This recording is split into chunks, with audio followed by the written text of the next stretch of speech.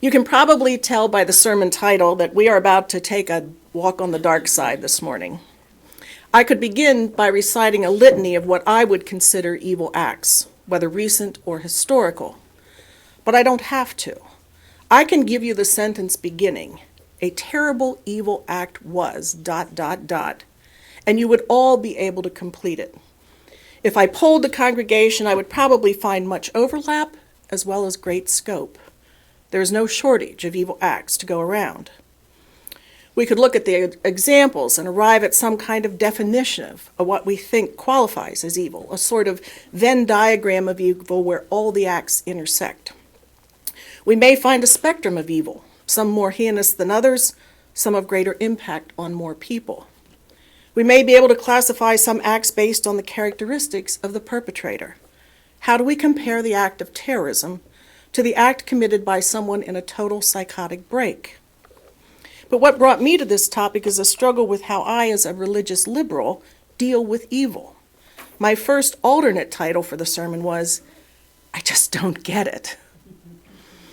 I think it's fair to say that I'm not the first person to struggle when confronting evil. Every major religion, every major philosophy, every major text on human psychology has attempted to explain how and why evil exists. So if you're looking for a conclusive, concise answer from me this morning, you might want to pack up early and head to coffee hour because easy answers don't exist. The reason I settled on the title "Deliver Us from Evil" is because that is the framework in which I was raised. It was so much easier. We knew who was delivering us. The same God who gives us our daily bread, leads us not into temptation, and forgives us our trespasses, also delivers us from evil. He's our Father, who art in heaven. But even that explanation has its problems. There are those who would say that God exists because the evil that exists in the world is part of a higher good, hidden from mortal view. But who wants to believe that an all-powerful and omnipotent God would condone, even cause, the death or misery of innocents for some calculated but unknown greater good? So there are those who would say that evil disproves a loving God. If evil exists, then God must not. If evil is a product of human free will, and God created humans, then he must have known that human fallibility would wind up making a mess of things. And it was such a nice garden. I could do a soundbite comparison of world religions and their concepts of evil, but then you would be beating a path to coffee hour, and you wouldn't be any closer to finding the answer of how, as UUs, we can reconcile the existence of evil with our 7 principles. How can we affirm and promote the inherent worth and dignity of every person when some of those persons are bent, for whatever reason, on committing life-denying acts? Not surprisingly, a great number of UUs have written on this very topic. After 9/11, the January-February 2002 UU World devoted several articles addressing how UUs viewed the attacks. Warren Ross, a regular UU contributor, compiled a sort of meta-analysis in Confronting Evil: Has Terrorism Shaken Our Religious Principles? Ross begins by posing the question, now that terrorism spreads from shore to shore, now that Islamist militants are calling the United States a terrorist nation because U.S. bombing has killed Afghan civilians, is this one of those rare moments in history so powerful that we have no choice but to re-examine even something so fundamental as our historic trust in the basic goodness of humanity? Responses are collected from a sort of who's who among UUs. One section of the article is devoted to recognizing evil. A common theme is that while honoring the inherent worth and dignity of every person, we also need to recognize the potential for good and evil in each person. Lois Foss Timms, the daughter of the great Unitarian religious educator Sophia Lyon Foss, criticized her liberal religion upbringing for failing to address evil. In 1996, she said, we spent 95% of our time studying good people doing good things, and skipped very lightly over the bad parts of humanity. Consequently, I grew up ignorant about bad human behavior, incompetent to observe it accurately, unskilled in how to respond to it, and ashamed of talking about evil. Yet a common theme among the commentators is that in confronting evil, we should avoid demonizing the perpetrators. The Reverend Dr. Forrest Church, there are lots of Reverend Doctors in this. The Reverend Dr. Forrest Church said that we are justified in calling the actions of the terrorists evil, but he is reluctant to call the perpetrators evil. The Reverend Dr. Thandika, a theologian at Meadville Lombard Theological School in Chicago, tackles the difficult question of whether it is justified to meet force with force. She says, we are entitled to protect ourselves. But while we are justified in trying to stop this kind of behavior, I find it counterproductive to vilify those who attack and assault us. The Reverend John Burens, past president of the UUA, acknowledges that responding to violence with violence may at times be necessary, but that we must remain aware that we are not exempt from the perpetration of evil ourselves.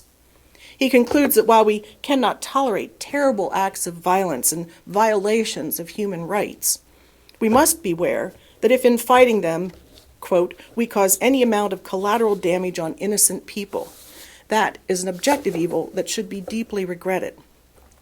One danger in discussions of evil, he warns, is that we make ourselves feel all good and others as all evil. The Reverend Walter Royal Jones chaired the committee that drafted the principles and purposes of the UUA adopted in 1985. He was asked if whether, in light of the terrorist attacks, he would revise the affirmation of the inherent worth and dignity of every person. His answer was an emphatic no. That wording, he says, grew out of a 1935 Universalist affirmation that proclaimed the supreme worth of the individual. This formulation, he says, was deliberately qualified by adding the term inherent to make it clear that worth and dignity are potentials that are part, but only part, of the human condition. Jones says, the principle was never intended to be a blanket endorsement of everything that everybody does. Instead, it sets a standard by which our behavior can be judged. Jones recalls that when the UU principles were first introduced, one of his parishioners said to him that she could never endorse the inherent worth of Adolf Hitler. He recalls, it went through my mind that we could not judge Hitler if it were not that his behavior violated the inherent worth of all the people for whose torture and death he was responsible. If we back away from our affirmation of the sacred potential, the inherent worth of every person, aren't we agreeing with Hitler and bin Laden that some people should be eliminated? In a lighter take on the subject, Reverend Dr. Tony Larson writes an article titled, Why You Should Not Be a Unitarian Universalist. He begins with a story about a fellow he met who described the Unitarian Universalist Church as a place that welcomes Christians, Jews, agnostics, and even a German shepherd or two. What irked Larson is that underpinning the joke is what he calls the unwarranted assumption that anybody can get in here. And behind that myth is another one, that we don't stand for anything. And so he begins to explain why not everyone should be a Unitarian Universalist. He sets up his first criterion for getting into a UU church. Larson explains, you've got to know how to sin. That's very important to us, and not everyone knows how to do it. We don't want people here who never do wicked things. We don't want people here who are holier than thee or thou. We don't want people who have made it in the salvation department and are just waiting around to get picked up. Because people with too much heaven in them are hell to live with. Larson goes on to say that if there were any perfect human beings around, they might be welcome, but since there aren't any, anyone who claims he or she doesn't do wicked things is either trying to fool others or trying to fool themselves. It is the nature of the human to be evil as well as good, and you should not be a Unitarian Universalist if you're not willing to admit that about yourself. As a matter of fact, he says, recognition of your evil has great power for mobilizing compassion. Not all of the various liberal thinkers cited in Ross's article on confronting evil found the 7 principles as something to embrace. The Reverend Dr. David Lohr, minister of the First Unitarian Church of Austin, Texas, interestingly identifies himself as a religious liberal, but not a UU. That must have been an interesting job interview. He considers the UUA principles shallow and offensive, what he calls bromides that give us a quick, cheap feeling of being virtuous. He says, I don't believe in the inherent worth and dignity of every person for a second. Human behavior is a bell curve. The overwhelming majority are good folks, some few are saints, Some few are sociopaths, psychopaths, evil people. In other words, he says, there are bad seeds. I agree more directly with Doug Mutter, a contributing editor for the UU World, in the most recent summer issue of 2014. Mutter has a reflection piece titled, "I Don't Believe in the Seven Principles." The "believe in" is in quotation marks. He acknowledges that the principles have at least a resemblance to the creeds of Christian churches. He says we print them on programs, hang them on walls, teach them to children, recite them, and in our case, even devote songs to them. But he says they fall short of a creed because they're too easy. He says that most people who wouldn't be caught dead in a UU church could nod agreement with the principles. Basically, they are a step up from believe what you want to believe to believe in a few easy things and then believe what you want to believe. His second objection is that he doesn't see them as things to believe in, but things to envision. Now, this may seem like semantics, but he goes on to explain how envisioning the principles is a much more challenging spiritual path than believing. He says he does not believe in the inherent worth and dignity of every person. He envisions it. One difference is that if he merely believes in it, he can do that on his own, on any day, including Sunday, with a walk in the woods or over a cup of coffee with the Sunday paper. He doesn't need to be in a UU church to believe in the principles. But, he says, the path of not believing, or believing that the first principle is not true yet, is more challenging. That, he says, he cannot do himself. He goes on, if I'm trying to envision the principles into existence, then I need my congregation and all the other congregations and all the help they can muster. He concludes that we are not committed to beliefs, we're committed to visions. Obviously, the author of the reading this morning, UU's Need to Get Religion, finds the principles inadequate as a way to define or actualize a religious tradition. I included it more to provoke thought than to garner agreement. Frankly, I don't want to go to Eric Stetson's church. I don't need a bunch of principle-thumping displays every Sunday. I do believe that under Anne's leadership and with the help of many devoted members, the UUCSV is more visible, more productive, more envisioning than at any other time in our history.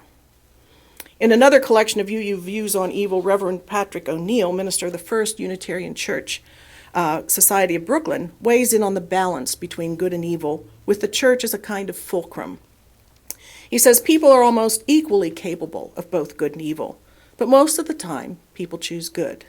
The seesaw tilts just a few degrees toward the good in this tentative world, but those few degrees are the difference between peace and Armageddon.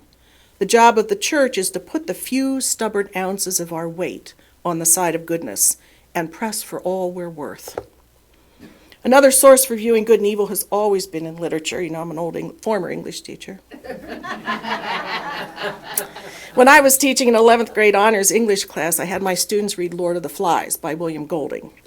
If some English teacher in your past did not make you read this, Golding sets up a kind of human experiment that begins with a plane crash on a remote island that leaves only a group of English boarding school boys as survivors, no adults.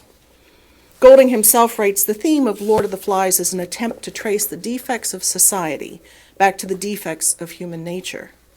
The moral is that the shape of a society must depend on the ethical nature of the individual and not on any political system, however apparently logical or respectable. Let's just say things don't turn out well. Students loved this book because it dealt with kids not too far removed from their age, and it allowed them to lift the rock of human nature and see what crawled out. I doubt if anyone is going to rush home and scour your bookshelves to see if you have a copy, but spoiler alert anyway. The four main characters can represent different aspects of human nature. There is Ralph, the blonde-haired boy who tries to maintain order and civilization. Jack, the darker side of human nature who wants to hunt and hurt. Piggy, the belittled, bespectacled intellect. And Simon the mystic who is first to see the truth. The truth, of course, is they are not battling some external beast, but the beast within. After I finished the book with one particularly engaging class, I had the students do a mock trial. I had various members of the class assume the roles of the characters, as well as the attorneys for the defense and prosecution. In fact, the Lutheran bishop's son was one of the attorneys. I had other students and some faculty, including the Askews, serve as jurors. The character on trial was Ralph, the one who embodied the best of human nature. The trial focused on arguing whether Ralph was as guilty in the death of Piggy as his more savage comrades, even though he tried initially to halt the slide into barbarism. Now, it didn't hurt that the boy playing Ralph was just about as angelic looking as a 16 or 17-year-old could be. I know some other students, had they been cast in the role of Ralph, who would have been handcuffed and dragged off after the opening statement. Believe me, there were days in the classroom where I felt the possibility of the native dance around me. I had no difficulty envisioning the breakdown of civilization. However, in the end, Ralph was acquitted. He was found to be not guilty for lack of evidence, but mostly for the arguments offered on his behalf for his efforts to stem the tide of violence. At the very end of the novel, Ralph weeps for the end of innocence, the darkness of the human heart, and the death of his true, wise friend, Piggy. I guess the best I can do before sending you off to coffee hour is this. By nature of our human nature, we are all capable of good and evil. When threatened by evil, we need to act to protect the innocents. But in protecting the innocents, we need to preserve our own humanity. If we are all capable of good and evil, and that seems at least to be one area of agreement across religions and philosophies, then we can only hope that, like Ralph, when confronted with evil or the opportunity to commit an evil act, that our principles, our visions, our community of faith will tip us toward the good. While we may not need to get religion the way Eric Stetson means it, we do need the conviction to try to envision what the world would be like if those 7 principles became a reality.